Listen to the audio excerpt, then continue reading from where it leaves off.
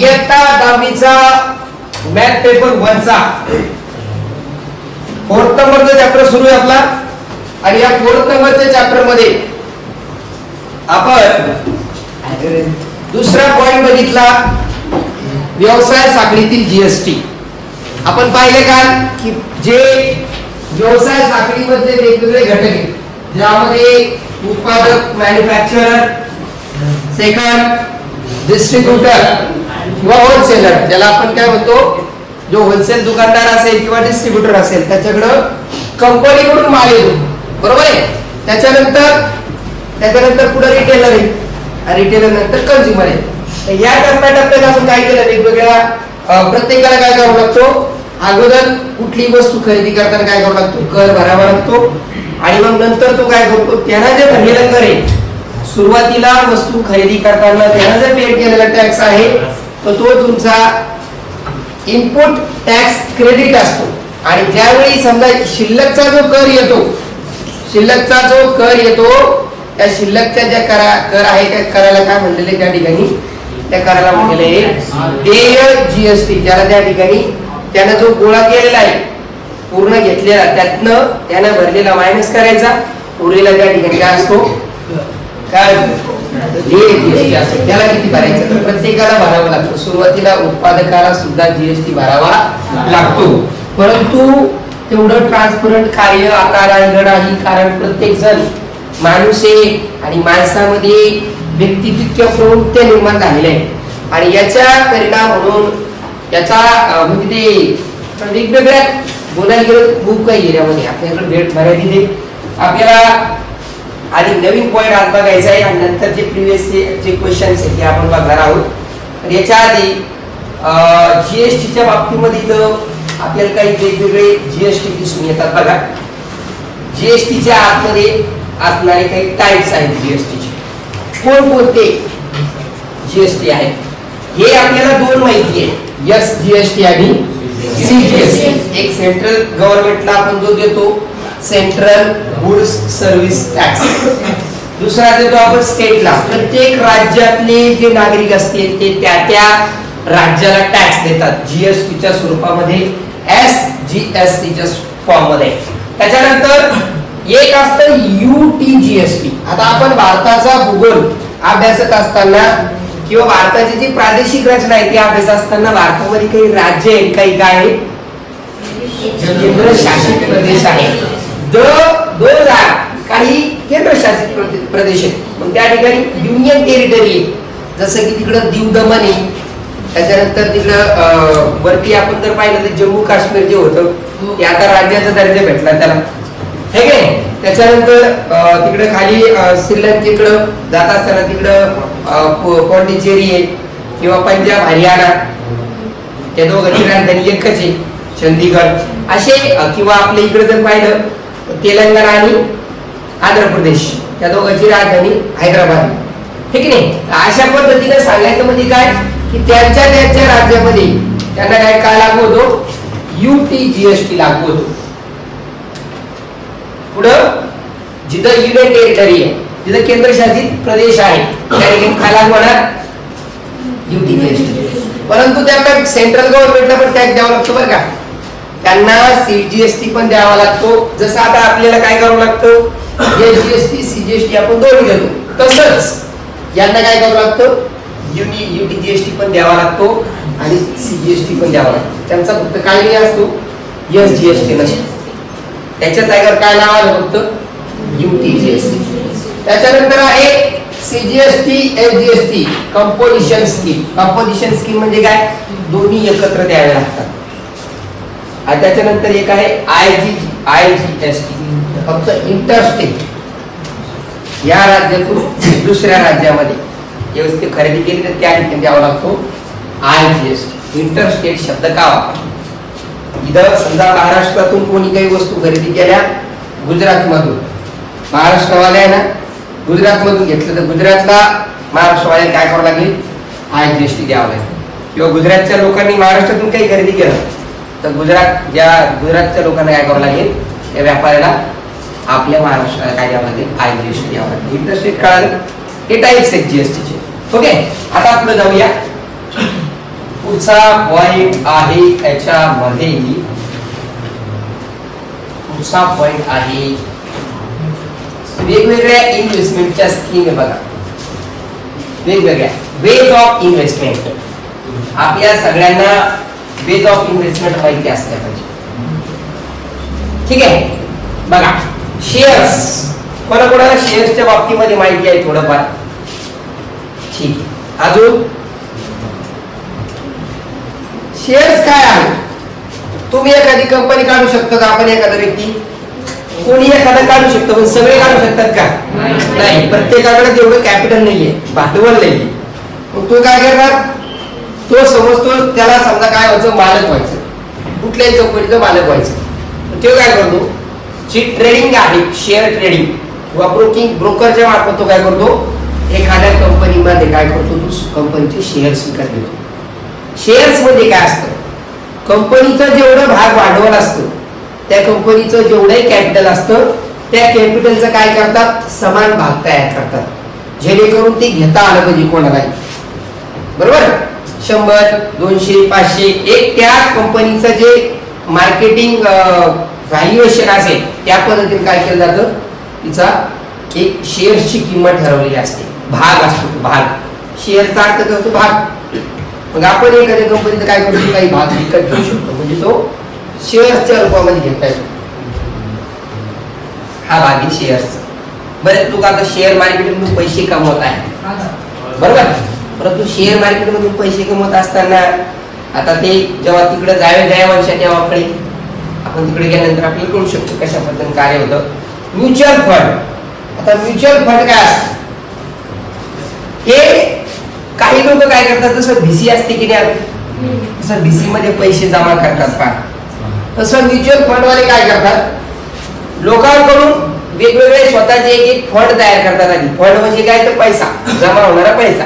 ते काय करतात, ते पैसे काही ठरवलेल्या वेगवेगळ्या कंपनीच्या शेअर्स मध्ये इन्व्हेस्ट करतात. म्युच्युअल फंड कशासाठी इन्व्हेस्ट केलेले, शेअर्स मध्ये. ज्याला डायरेक्ट ट्रेडिंग येत नाही तो इनडायरेक्ट ट्रेडिंग करतो. इनडायरेक्ट म्हणजे कसं, आधी समजा एखादा व्यक्ती आहे, त्या व्यक्तीला पैसे देऊन टाकायचे, भाऊ तू काय कर, इन्व्हेस्ट कर तुझ्या मला, पण मला मी जे पैसे देणार मला त्याच्यावर 10%, 15%, 20% काय ते रिटर्न द्यावं लागेल. मी जर 1000 दिले तर मला 10% म्हणजे 100 रुपये तुला द्यावं लागेल. बरोबर आहे. मग ते काय होतं की हे म्युच्युअल फंड मॅनेजर असतात, हे काय करतात, लोकांकडून आपल्याकडून पैसे गोळा करतात आणि हा पैसा काय करतात, ते एका वेगवेगळ्या कंपन्यांमध्ये ते इन्व्हेस्ट करतात. शेअर्स मध्ये शेअर्स खरेदी करतात किंवा गोल्ड मध्ये करू शकतात, गव्हर्नमेंट बॉन्ड मध्ये करू शकतात. पण म्युच्युअल फंडचं काम काय आहे की ज्याला डायरेक्ट शेअर ट्रेडिंग येत नाही, ज्याला शेअर खरेदी विक्री करता येत नाही, तो काय करतो, म्युच्युअल फंड मध्ये ग्रो पाहिला असेल का टीव्हीवर ऍड, ग्रो करो, ठीक आहे. तर ते म्युच्युअल फंड मध्ये इन्व्हेस्टमेंट करतात, ज्यांना शेअर्स मध्ये डायरेक्टली करता येत नाही, इनडायरेक्टली ट्रेडिंग करायचं. त्याच्यानंतर काय, डिबेंचर आहे, इन्शुरन्स आहे. इन्शुरन्स सगळ्यांना माहिती आहे. हे डिबेंचर काय असतं म्हणजे, डिबेंचर मध्ये काही कंपन्या कर्ज घेतात, बरोबर. त्या कंपन्यांनी कर्ज घेतल्यानंतर ते कर्ज त्या कंपनीकडनं फेडलं जात नाही.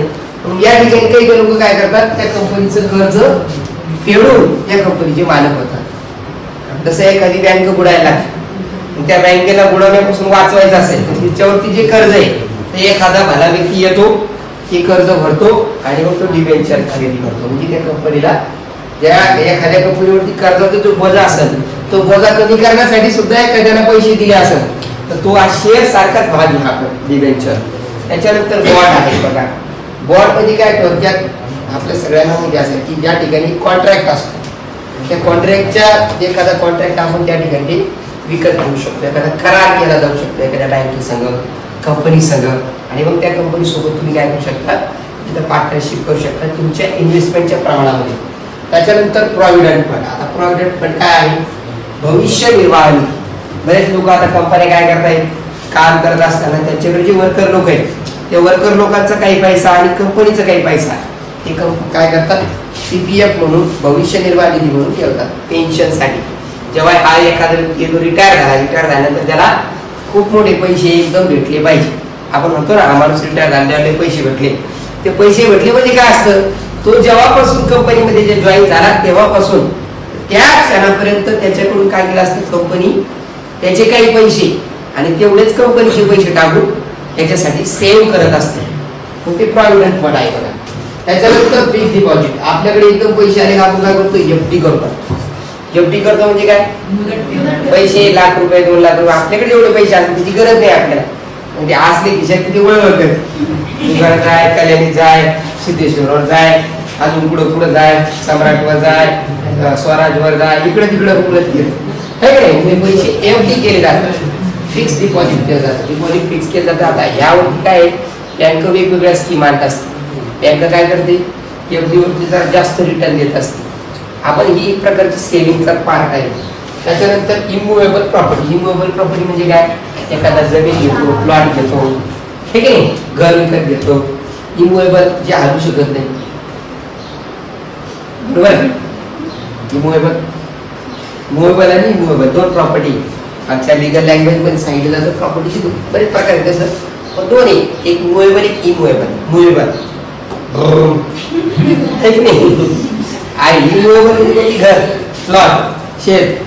तुम्ही घर चोरलं गेलं, त्या एका पिक्चर मध्ये दाखवलं की त्या मकर दान वीर चोरले गेली.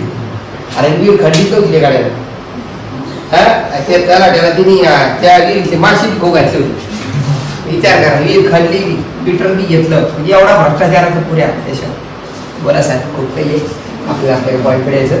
एक असतं आरडी. आरडी म्हणजे काय, एखादा माणूस एकदम एफडी करू शकत नाही, तो काय करतो, काही ठराविक कालावधीनंतर, महिन्याला, दर दिवसाला काय करतो, त्याच्या अकाउंट मध्ये जे पैसे असतात त्याची 100-200 काय ठरवल्याप्रमाणे ती रक्कम तो काय करू शकतो, डिपॉझिट करून देऊ शकतो. जमा पुंजी ते खर्च करता येते. ती खर्च करता येते, पण त्यासाठी आपण काय करावं लागतं, कंपनीमध्ये जाऊन आपल्याला तिथं रिक्वेस्ट करायला लागते की मला काही पैशाची आवश्यकता आहे, मला एफडी भेटे अर्धे पैसे जेवढे लागते तेवढे पैसे आपण काढू शकतो, पूर्ण पण मिळू शकतो. ठीक आहे. त्याच्यानंतर ज्वेलरी. आता सध्या ज्वेलरीचं लय ट्रेंड चालू, कारण चांदी 1,55,000 गेली. या चांदीला पण विचारत नव्हती, 1,000 रुपयाची साखळी घेतली वर्षभरापूर्वी, आता ही साखळी करायला 4,000 रुपये लागू आहे. काय म्हणलं, काय कामा झाली म्हणजे काढली ज्वेलरी. हा पासवर्ड खूप महत्वाचा आहे. ठीक आहे. ह्या काही इन्व्हेस्टमेंटच्या हे आहेत, आणि या सगळ्यांसाठी एक सगळ्यात चांगला उपाय आहे, आणि तो सगळ्यात चांगला उपाय आहे, मी तुम्हाला सांगितलेला आहे, तो सगळ्यात चांगला उपाय आपला इथून सुरुवात होती. बरं, कुठलाही मोठं कार्य जे आहे तुमचं पुढे चालू होतं, बचत. दररोज 1 रुपया का होता बचत करायचा. मी म्हणतो आता दिवाळीमध्ये बऱ्याच लोकांकडे कमीत कमी 500-1000 रुपये कोणाकडे येणार आहे, कोणाकडे देईल. आता ती कंपनी चालू करायची तर त्याला आपल्याला कॅपिटल लागतं, भांडवल लागतं, आणि हे भांडवल आपण छोट्या छोट्या भागामध्ये बघतो.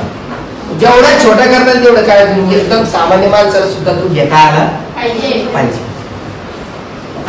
आता याच्यामध्ये शेअरची किंमत 1 रुपया पण असू शकते.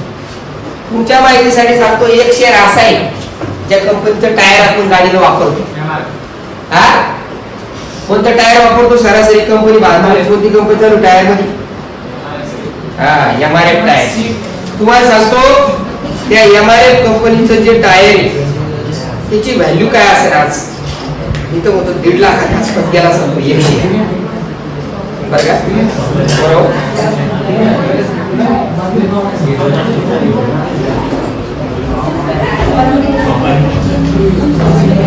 1,55,000. बरोबर, 1,55,940 एका शेअरची किंमत. एक शेअर 1.5 लाखाला आहे. एक शेअर. बरं का, एका घराला आता 9च्या नंतर 9:15 नंतर हे चालू होतं मार्केट. 9:15ला हा सोमवार आहे ना, सोमवार ते शुक्रवार, याच्यामध्ये 1,62,955 एकाला बाय प्राइस टाकली. एक सेलिंग प्राइस एकाची 1,56,000. थोडक्यात सांगायचं काय तुम्हाला, की असे बी काही शेअर्स आहेत, तो शेअर्स 1,60,000 पर्यंत जाईल, 1,60,000.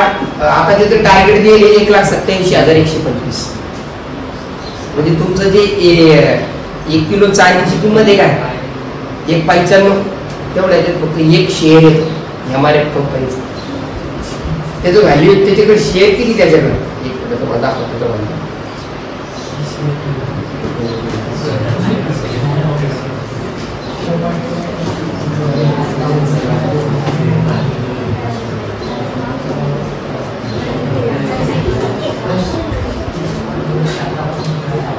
एक अपोलो टायर नावाचा आहे. तुम्ही जे टायर वापरता का अपोलो टायर तो 488 रुपयाला आहे एक शेअर.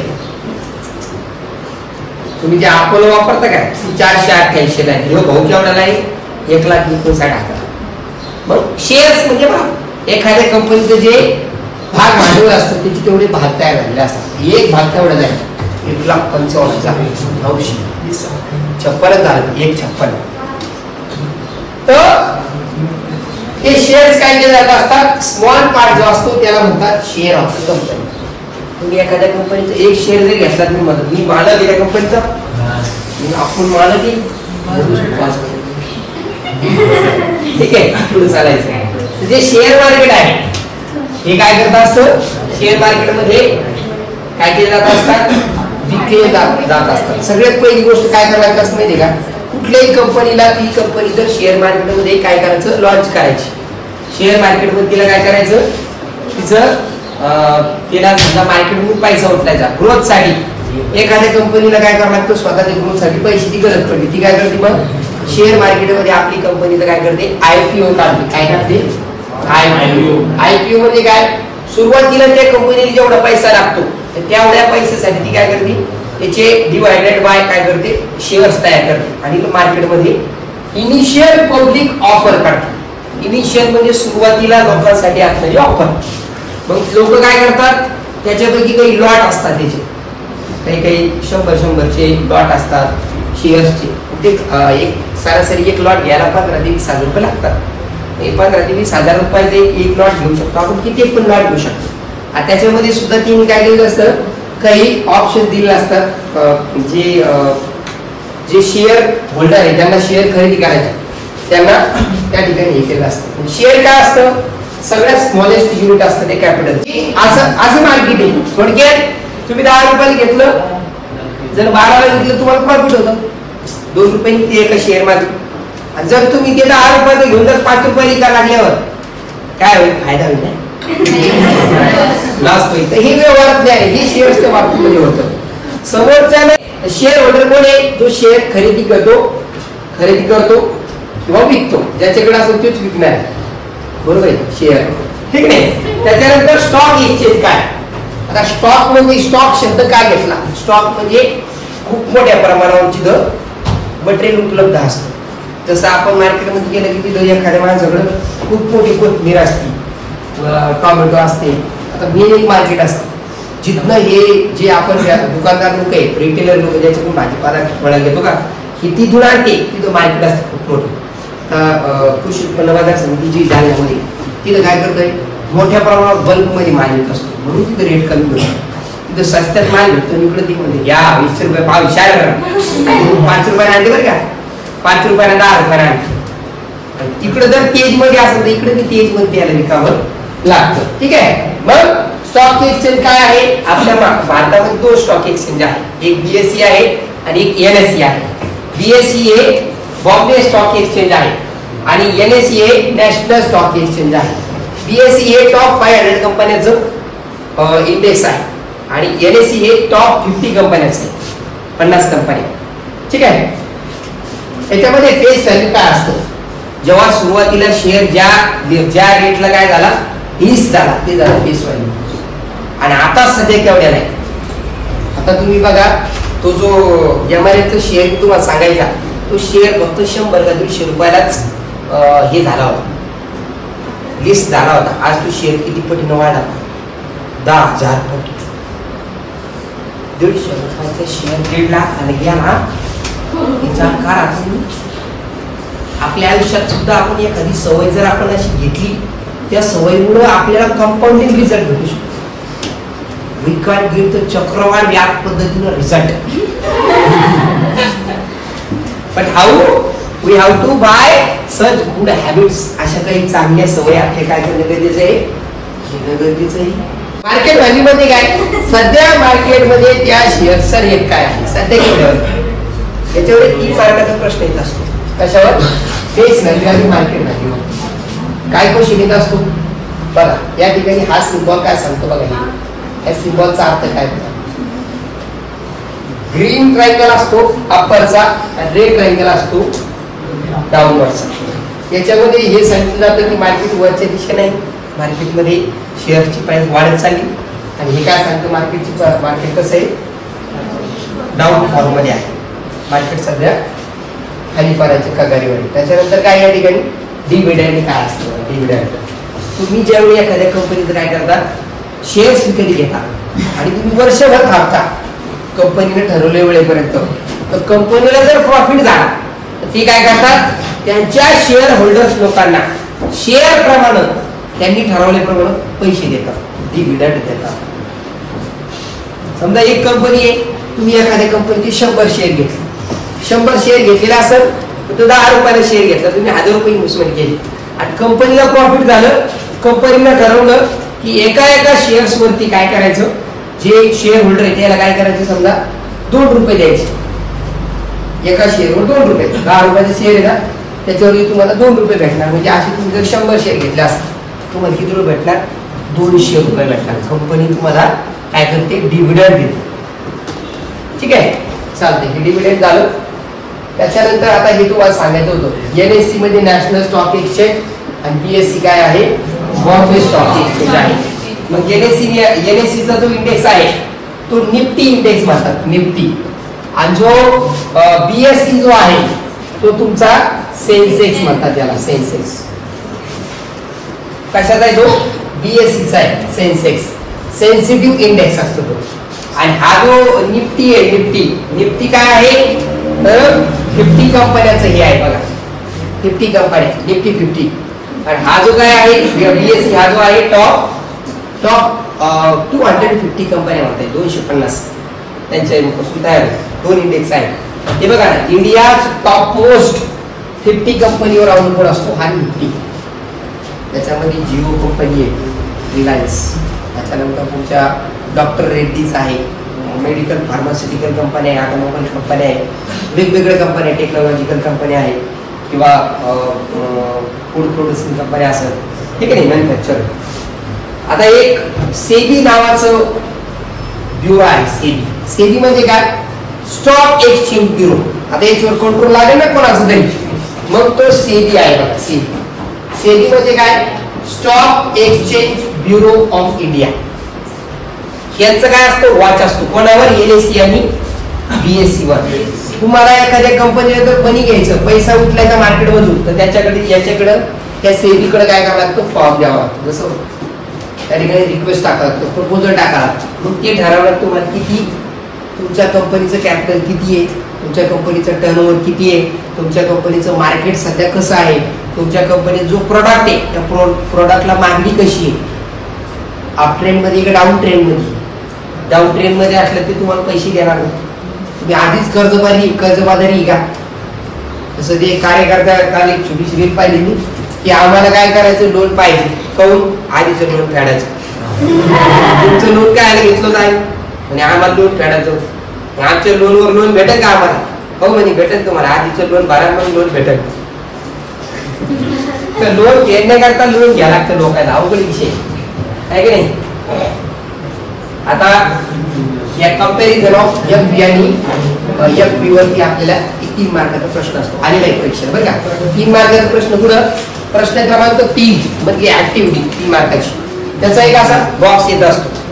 ठीक आहे, बघा ज्यावेळी मार्केट व्हॅल्यू जास्त आहे फेस व्हॅल्यू पेक्षा, समजा इथला शेअर प्रीमियम वर आहे, प्रीमियम वर म्हणजे कसा, आधी मूल्यावर त्याचं मूल्य वाढलं, तसा शेअर 100 रुपयाला होता, 150ला होता, 1.5 लाखाला झाला. कसा आहे तो, आधी मूल्य आहे, अवमूल्य आहे, डिस्काउंट वर आहे, प्रीमियम वर आहे, कारण त्याचा भाव वाढला, प्रीमियम वर आहे, बरोबर आहे. प्रीमियम वर असला मार्केट व्हॅल्यू जास्त असते. जर ऍट पार असेल त्या ठिकाणी दोघं सारखेच असणार. 100ला शेअर लिस्ट झाला ना 8 बी 100च ना वाढ आहे ना घट. वाढ झाली असतं तो प्रीमियमवर गेला असता, तो आधी मूल्यावर गेला असता. तर ज्या ठिकाणी काय झालं तो कशावर आहे सममूल्यावर सारखाच. जितना पे डिस्काउंट हुआ उतना पे ये जितना पे हुआ उतना ही है. ठीक आहे.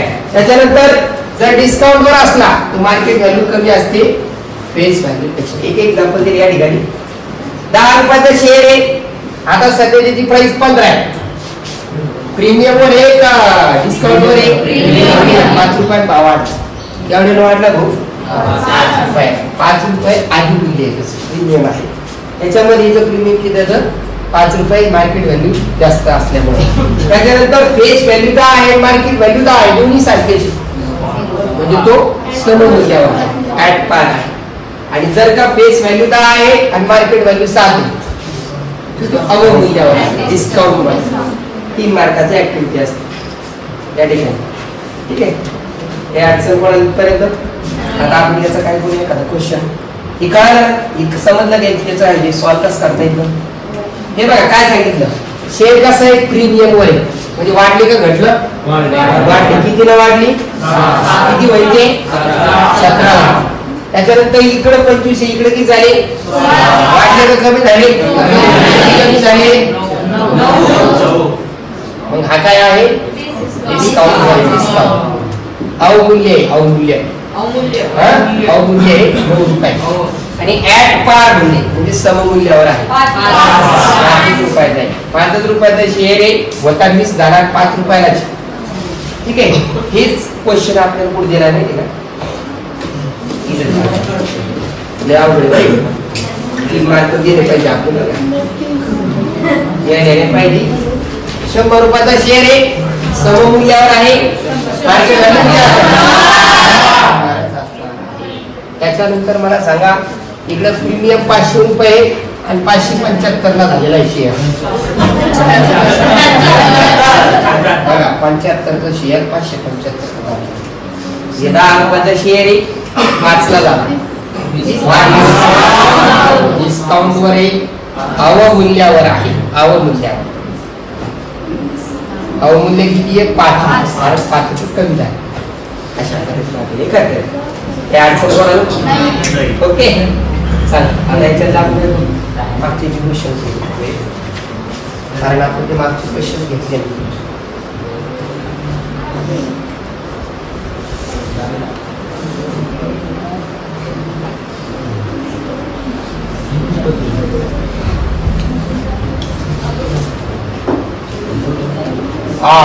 एवढंच झालं का? या आठवड्यापर्यंतच झालं. ठीक आहे चालेल.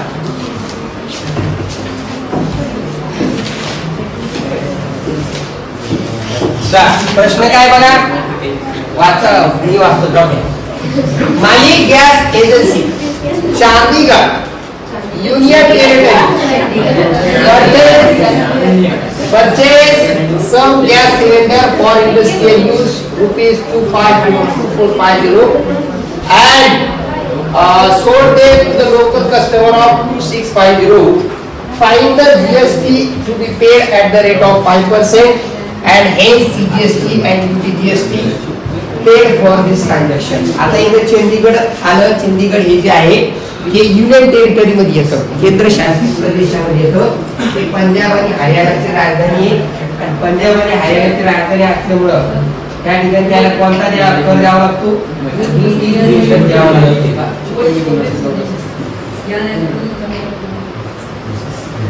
हा ते कसं असतं ते याच्यामध्ये त्यांनी काय सांगितलं बघा. तर इनपुट टॅक्स काढला. हे बघा 200 एकर झाले, हे 2 झाले. याचा गुणाकार केला हे आलं 1200. हे झालं इनपुट टॅक्स. हे आउटपुट टॅक्स किती झाल्याचा?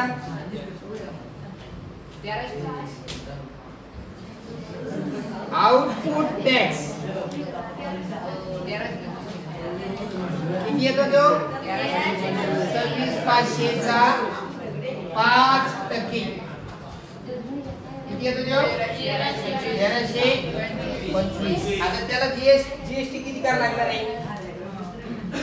हा paid GST. Okay GST payable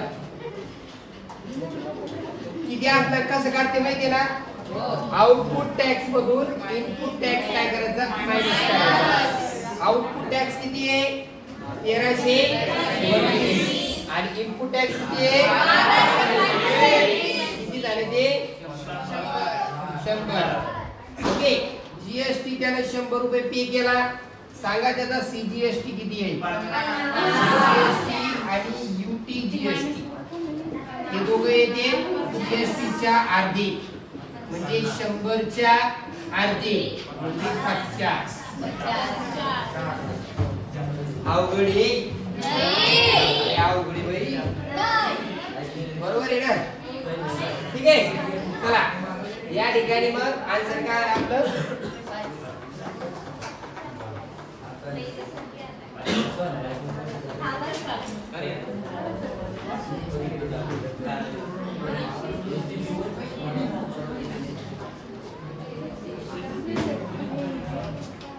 next चला प्रश्न 5वा Nesar Beauty product paid 18% GST on a cosmetic worth of 6,000 sold to a customer for 10,000. What are the amount of GST are shown in the tax invoice issue? कितने के GST लावला? चला input आणि output tax सांगा किती आहे?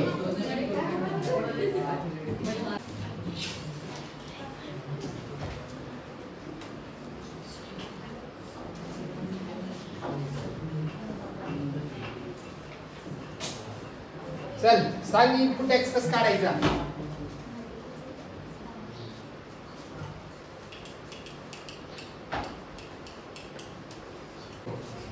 $6,000 काय करायचं विकत केलं ना घेतलं ते त्याचा 18% काढायचं मला वाटतं 18 सकी 108 होतं का 2 काढलं 1080 रुपये त्यांनी काय केलं इनपुट टॅक्स भरला आउटपुट टॅक्स किती येतो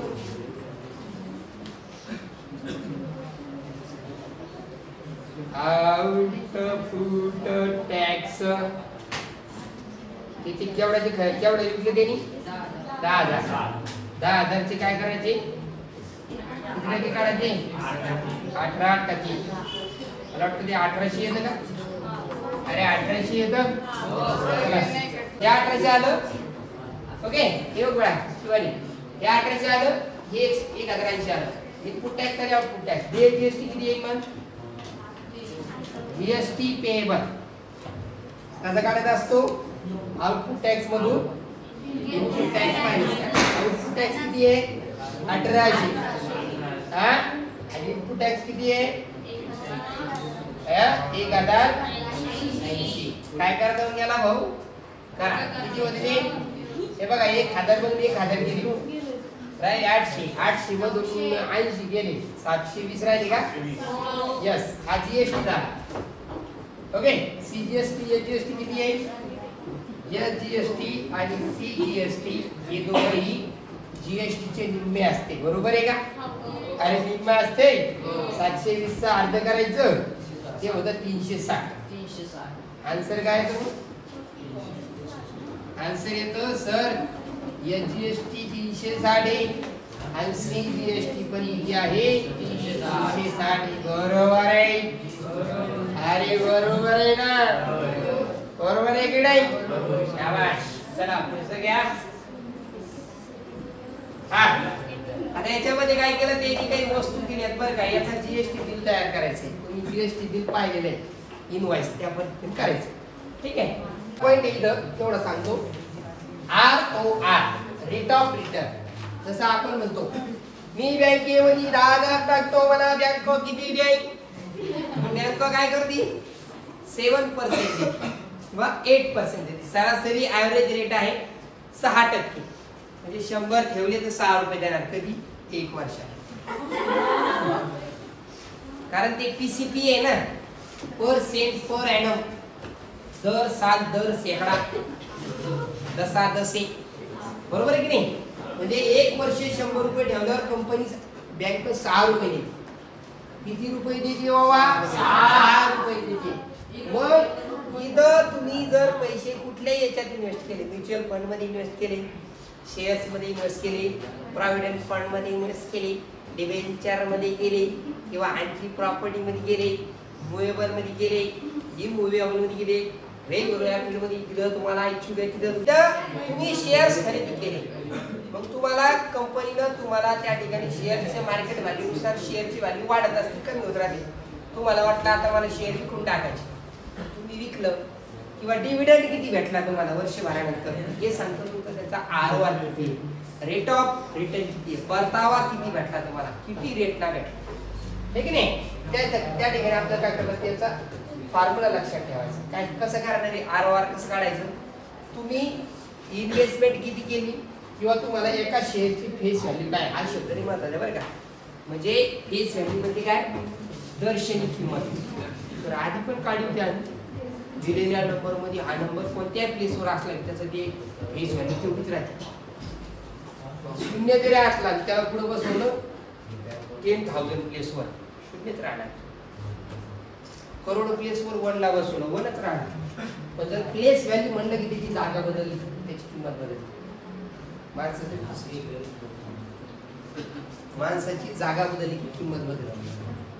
माणूस जर CM च्या पदावर असला त्याची किंमत असते, पण जर का तो गेला, काय सांगितलं आपल्याला या ठिकाणी, परताव्याचा दर किती, आपल्याला रेट ऑफ रिटर्न किती मिळाली, सरासरी 100 रुपये फेस व्हॅल्यू, त्याची मार्केट व्हॅल्यू किती झाली 120. हे बघा, डिव्हिडंड देताना कंपनी कधी काय करते माहितीये का, तुमची फेस व्हॅल्यू किती त्याच्यानुसार तुम्हाला डिव्हिडंड भेटतो.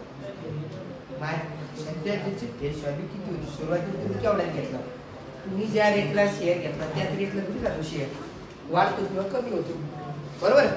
तो कमी झाला काय, कमी झाल्यावर तो डिव्हिडंड भेटणारच नाही. जास्त झाल्यानंतर त्या ठिकाणी कंपनीचं जर प्रॉफिट चांगलं झालं कंपनीला, तरी तुम्हाला पैसे देते, घ्या बाबा जाऊ द्या, तुम्ही आमच्यावर एवढा विश्वास दाखवला, आमच्या कंपनीमध्ये पैसे इन्व्हेस्ट केले, तुम्ही बऱ्याच दिवस आमच्या कंपनीत पैसे इन्व्हेस्ट केल्यामुळं आम्ही तुम्हाला कंपनीचा जो प्रॉफिट झाला त्याच्यात तुमच्या शेअर्सनुसार काय करणार, आम्ही तुम्हाला पैसे देतो, डिव्हिडंड देते, डिव्हिडंड. ठीक आहे. मग या ठिकाणी तेच आपल्याला सांगितलं की 15% डिव्हिडंड भेटला पर शेअर, एका शेअर मागे. आता विचार करा या ठिकाणी, लक्षात ठेवा, remember here that on investment 120 series got 15 rupees. 120 रुपये इन्व्हेस्ट केले, त्याच्यावर किती रुपये भेटायला लागले, 50 रुपये. कसं काय, डिव्हिडंड भेटताना, डिव्हिडंड हा मार्केट व्हॅल्यूवर भेटतो, पण काढताना कसा काढायचा, तर तो फेस व्हॅल्यूनुसार काढायचा. रेट ऑफ रिटर्न काढण्यासाठी काय करायचं, तुमची मार्केट व्हॅल्यू किती ती घ्यायची, तुम्हाला किती टक्के देणार आहे ते घ्यायचं, आणि मग नंतर काय करायचं, समोर 100 रुपयावरती फेस व्हॅल्यू किती 100, त्याला मल्टिप्लाय करायचं. एक सायन्टिस्ट ठेवलं, 100 त्याला मल्टिप्लाय केलं, 120 डिवाइड केलं, आन्सर येतो 12.5%. 12.5% त्या माणसाला काय झालं, रेट ऑफ 12.5% काय भेटलं, रिटर्न मिळाला, परतावा मिळाला. त्याच्यावर आधारित क्वेश्चन बघूया. ठीक आहे, हे करून पाहता का आपल्याला, पहा बरे काय सांगितलं, फेस व्हॅल्यू 10 रुपयाचा आहे, ते 2 रुपये प्रीमियम वर आहे. मग मार्केट व्हॅल्यू कशी काढायची, बाजार भाव कसा काढायचा, बाजार भाव काढण्यासाठी फेस व्हॅल्यू मध्ये काय ऍड करते, प्रीमियम असलं प्रीमियम करा, त्याच्यानंतर तुमचं डिस्काउंट असलं डिस्काउंट घ्या, बरोबर. तिथं प्रीमियम द्यायचं, आणि फेस व्हॅल्यू किती बाबा 10 आहे बाबा, मार्केट व्हॅल्यू प्रीमियम किती आहे 2 रुपये, किती होते बाबा ते 12 रुपये होते.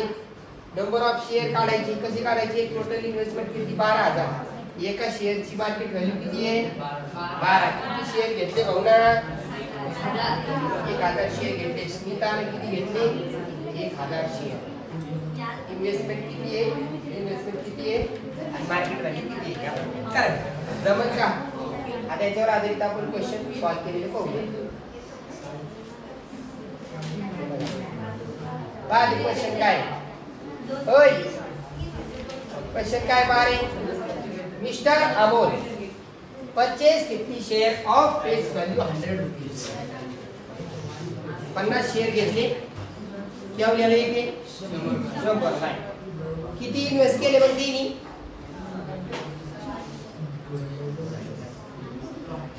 इन्व्हेस्ट किती केले,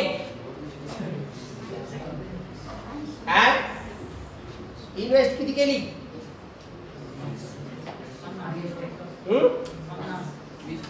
काय काय सांगितलं? रेट ऑफ रिटर्न काय सांगितलं? तर रेट ऑफ रिटर्नचा फॉर्म्युला काय? Rate of return equal to market value घ्यायचं डिवाइड मध्ये. ओके. आणि डिव्हिडंड किती सांगितला? 20% सांगितलाय. एक मिनिट. डिव्हिडंड 20% दिलेला आहे आणि रेट ऑफ रिटर्न काय सांगितलं? एक मिनिट बघा, एक क्वेश्चन बघून घ्या वरती बघा, तो दिले. आता आपण हा केलं की नाही, या पद्धतीने करायचं. डिव्हिडंड किती देऊ राहिले? 20%. म्हणजे आपण 20 घेणार, बरोबर. आणि त्याचं मार्केट व्हॅल्यू किती आहे? 80 रुपये. म्हणजे 80 रुपयाला 20 रुपये देऊ राहिले. 100 ला किती? आता 100च करून घ्यायचे. तिथं पण फेस व्हॅल्यू 100च. याच पद्धतीत करायचं. Let the rate of return x मांडायचं आणि करायचं.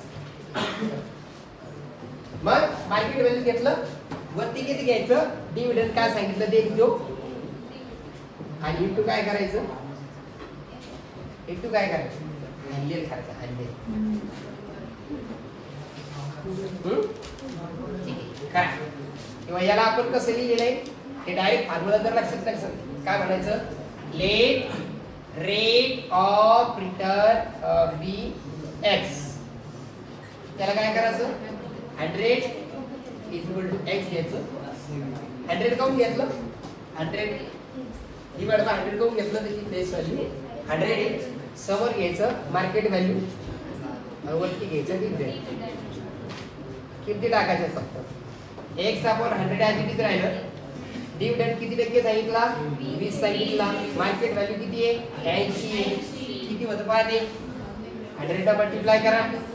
20 into 100 अपॉन मध्ये 80. 0 0 कट झालं किंवा हे 0 कट झालं. हे झालं 200. 200 ला भागाचं 8 ना, तर ते किती होऊ राहिलं? 25% होऊ राहिलं. 25% त्या ठिकाणी काय भेटला? डिव्हिडंड मिळाला. ठीक आहे, बरोबर आहे का? 25%. Therefore, the rate of return will be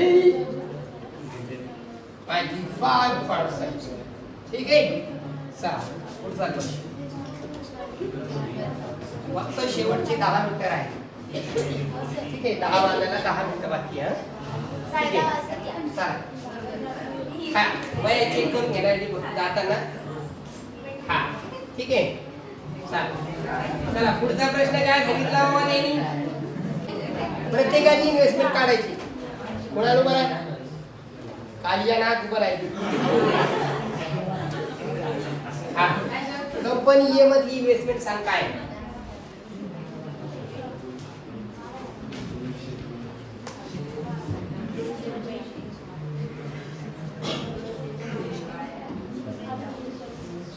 बोलणार काय? बोलणार रे, ते बोलत होता तू. हा काय 200 मामा? हा 200 शेअर घेतलं, पण त्याचा आधी मार्केट व्हॅल्यू काढायला लागेल ना. मार्केट व्हॅल्यू काढायला लागणार आधी. ओके, एमव्ही ऑफ शेअर किंवा एमव्ही काढायला लागेल. एमव्ही कशी काढतो आपण? फेस व्हॅल्यू प्लस काय करतो? प्रीमियम दिले. किती होतं ते? किती होतं? 2 रुपये फेस व्हॅल्यू आहे आणि मार्केट प्रीमियम 18. तेवढ्याला मला नाही 1 शेअर. हा इन्व्हेस्टमेंट काढायची. इन्व्हेस्टमेंट कशी काढतात ती?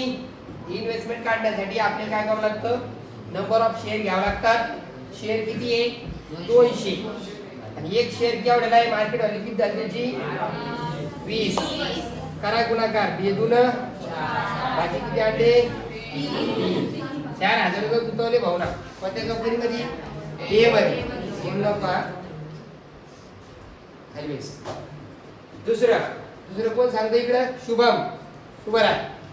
कंपनी बी मध्ये इन्व्हेस्टमेंट सांग. Investment in company B. Company B मधील गुंतवणूक गुंतवणूक. आता तिथं डायरेक्ट मार्केट व्हॅल्यू दे तुम्हाला, त्याच्यामुळे शुभम मुंडे म्हणलं शुभम दाभाडे उठतो काय हे खोडीच्या तुला काय लिहायला सांगितलं बरे. हा कसं काढायची ती गुंतवणूक कशी काढायची. शेअर्स किती आहे. हा मग असं म्हण ना भाऊ 45 शेअर आहे. एक शेअर केवढ्याला आहे.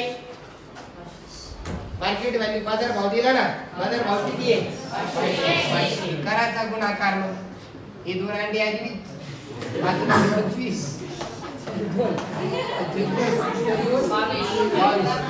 25 500 गुंतवणूक झाली बी मध्ये. आता सी मध्ये काढायची बरं का. कंपनी सी मध्ये गुंतवणूक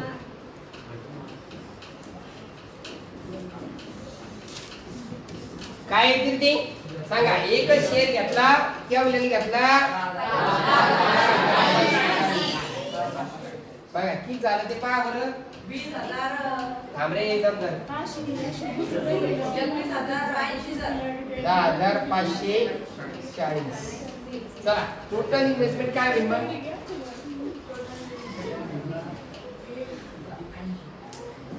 एकूण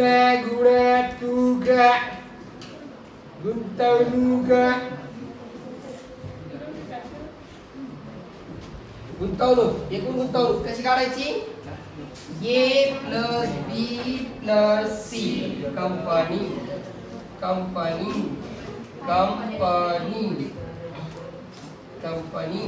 ए अधिक बी अधिक सी तिन्ही कंपन्यातली गुंतवणूक करायची. ती ए मध्ये किती गुंतवले 4,000. बी मध्ये गुंतवले आणि सी मध्ये 10,000.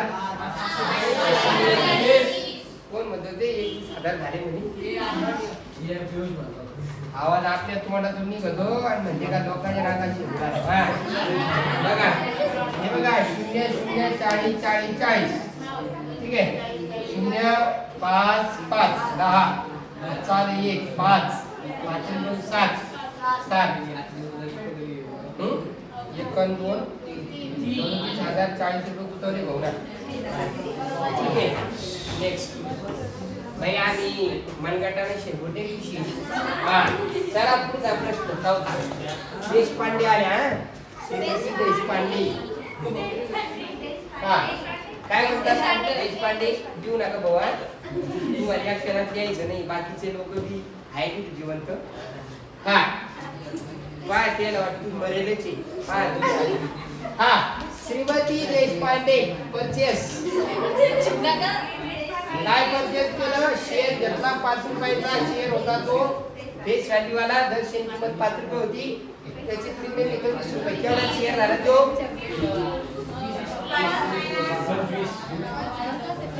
ओके. मार्केट व्हॅल्यू काढायची बाजार भाव काढायचा शेअरचा. बाजार भाव market value of the share 5 रुपये त्याची फेस व्हॅल्यू आहे प्लस काय आहे प्रीमियम. ओके दर्शनी किंमत आधी मूल्य बरं का. दर्शनी किंमत किती आहे रे 5. आधी मूल्य किती आहे रे 5. आता 20,000 आपल्याला शेअर किती येते ते काढायचे. कसं काढतो आपण शेअर. नंबर ऑफ शेअर आपल्याला काढायचे बरं का. आपल्याला काय काढायचे शेअरची काय काढायची संख्या काढायची संख्या. ओके कशी काढतात ती माहिती आहे. यस काढता येतं. इन्व्हेस्टमेंट घ्यायला किती आहे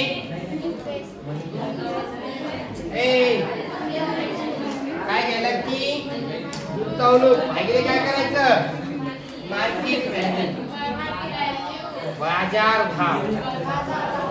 काय घ्यावं लागते राव बाजार भाव. किती गुंतायला लागले ते किती गुंतायला लागले केवढ्याची शेअर घेऊन राहिले? 20,000 रुपये गुंतवणूक करायला लागले भाऊ. एक शेअर केवढ्याला आहे बाबा? 25 ना भाग द्यायचा. 25 25 25 8 200 होतं बा. आणि हे 2 शून्य म्हणजे 800 शेअर घेतात. Therefore, Shrimati Deshpande purchase